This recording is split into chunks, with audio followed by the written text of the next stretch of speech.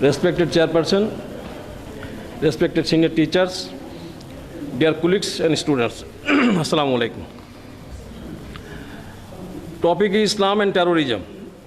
I am not an expert of this field. This is an attempt to understand, to know what terrorism is. We know Islam, even then some introduction. Islam is a chosen religion of Allah, inna dina indallahil Islam. And Islam is a faith for the entire humanity. Islam is not a cult, nor it is Mohammedanism, as some Orientalist writers say. Islam means complete surrender to the will of Allah. It is the philosophy, discipline, and way of life. Islam is a civilization. In spite of being a scientific and progressive religion, Islam is perhaps the most misunderstood religion in the world.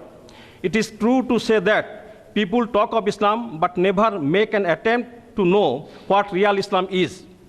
They do not bother to study the religion at all, but always prefer to criticize. Indeed, it has become a common practice.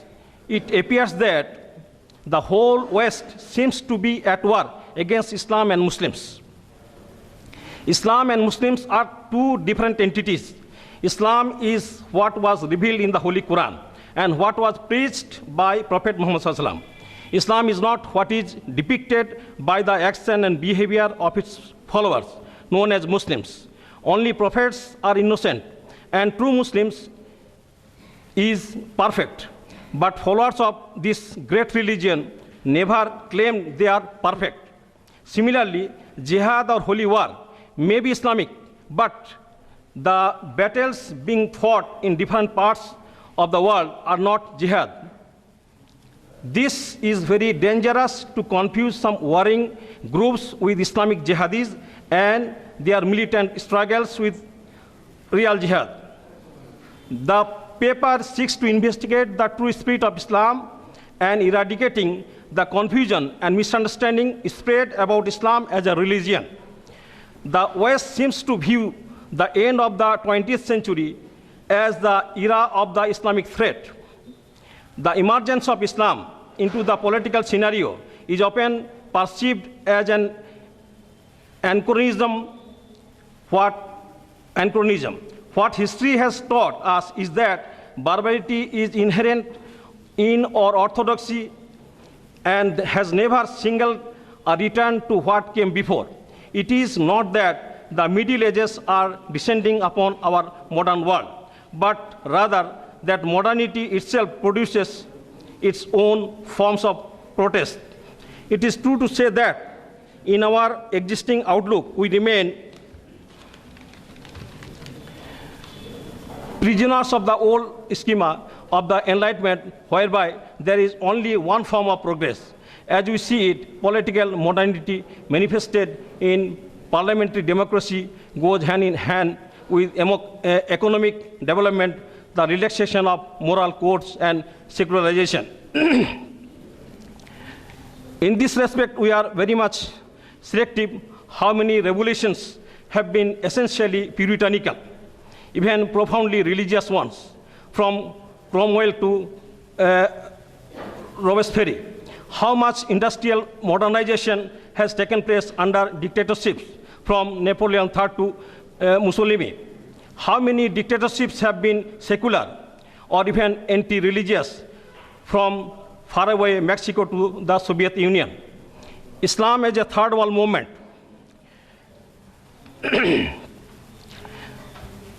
Since the time is, I'm going to cut short it. As much from a sociological as from an intellectual point of view, these movements, I have mentioned a lot of movements here, are offshoots of the modern world. The militants are semi-literate, modern educated Muslims, and those who are university educated try to be more scientific than literary. They came from recently urbanized families or from the impoverished middle classes.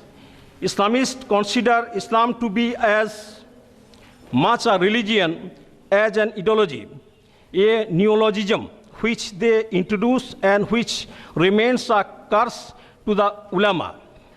They received the political education not in religious schools, but on college and university campuses, where they came across militant Marxists whose concepts they often borrowed, in particular the idea of revolution, and infused with Quranic terminology, dawa, designating preaching.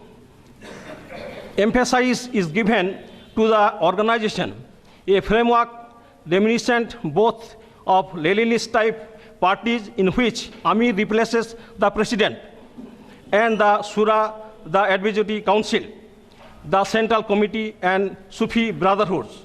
For them, taking total control of the state will allow for the spread of Islam in a society corrupted by Western values, and for a simultaneous appropriation of science and technology. They do not, they do not endorse a return to what existed before, as do fundamentalists in the true sense of the word, but a reappropriation of society and modern technology based on politics.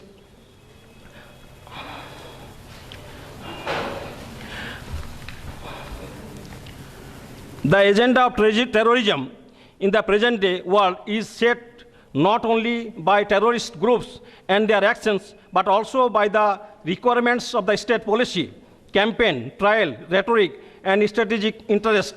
The political agenda of terrorism consists simply in states failing to condemn the terrorism, inevitably either of their allies or of special interest bodies close to their strategic political ideologies, and in denouncing the terrorism of their enemies. What are the criteria which provide the basis for an objective definition of terrorism?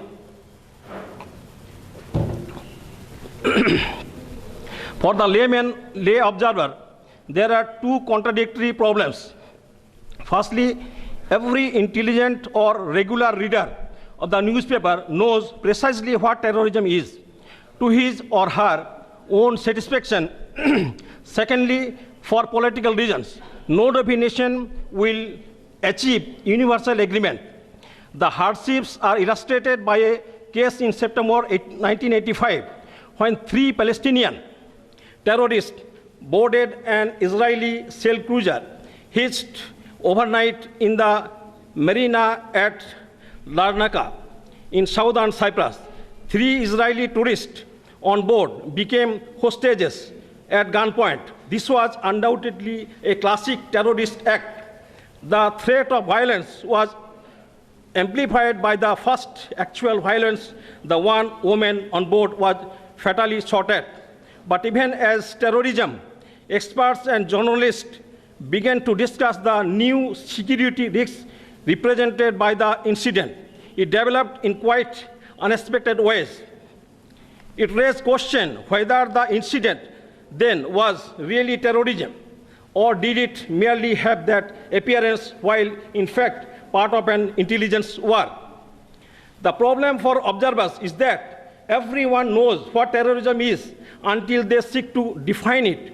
Nevertheless, there are objective standards by which one can define terrorism, whatever claims the terrorists make for themselves as freedom fighters or commandos of justice.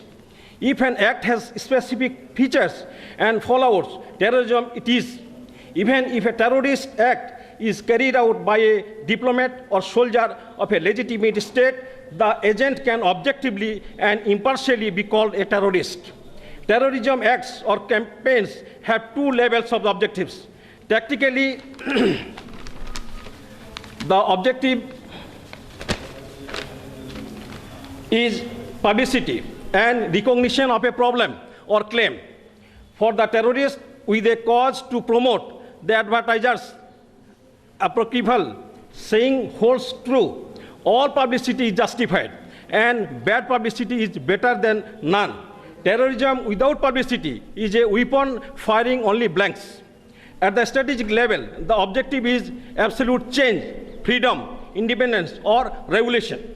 Terrorism always involves a criminal act, the use of the threat of violence against the person in crimes of murder, kidnap, or hostage taking, the perpetration of violence against property and assets in vandalism, arson, and bombings.